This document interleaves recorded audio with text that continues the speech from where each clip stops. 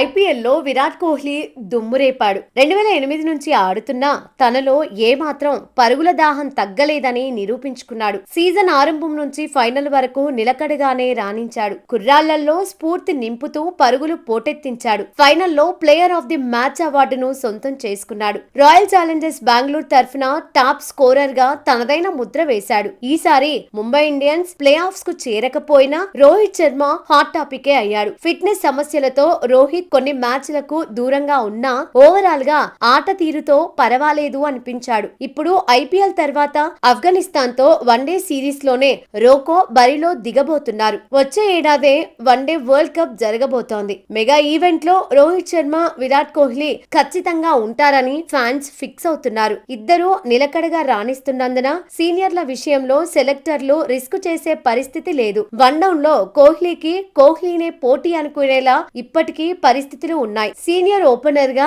రోహిత్ శర్మ అనుభవం అక్కరకొస్తుందనే ఆలోచనలో సెలెక్టర్లు కనిపిస్తున్నారు. ప్రస్తుతం విరాట్ కోహ్లీ ఫామ్, ఫిట్నెస్ పై ఎలాంటి సందేహాలు లేవు. రోహిత్ శర్మ కూడా ఇప్పటికే బరువు తగ్గాడు. వచ్చే వరల్డ్ కప్ లో బరిలో దిగడమే టార్గెట్ గా పెట్టుకున్నాడు. అయితే వచ్చే వన్డే వరల్డ్ కప్ వరకు ఫామ్, ఫిట్నెస్ ను కాపాడుకోవడంపై మరింత ఫోకస్ చేయాలని ఎక్స్పర్ట్స్ సూచిస్తున్నారు. సీనియర్లు ఇద్దరు వన్డే వరల్డ్ కప్ లో ఆడాలని ఫిక్స్ అయినందున ఇద్దరిపైన ఒత్తిడి పెంచకూడదని అంటున్నారు. కెరీర్ లో ఎప్పటి వరకు కొనసాగాలో రోకోకు తెలుసంటున్నారు. సీనియర్లకు రెస్పెక్ట్ ఇవ్వాల్సిన అవసరం ఉందంటున్నారు. ఇద్దరు ఒకే ఫార్మాట్ కు పరిమితమైన మ్యాచ్ ప్రాక్టీస్ కు సంబంధించిన ఆలోచన అక్కర్లేదంటున్నారు. ఆటలో ఎలా గేర్లు మార్చాలో రోకోకు తెలుసంటున్నారు. ఇద్దరు కెప్టెన్లు కాకపోయినా శుభ్మన్ గిల్ కు సలహాలు, సూచనలు ఇవ్వడంలో కీలకంగా నిలుస్తారంటున్నారు. మరోవైపు వరల్డ్ కప్ నకు ఆతిథ్యం ఇస్తున్న సౌత్ ఆఫ్రికాలో విరాట్ కోహ్లీకి అద్భుతమైన రికార్డు ఉంది. సౌత్ ఆఫ్రికాలో 20 మ్యాచుల్లో 993 పరుగులు సాధించాడు. ఇందులో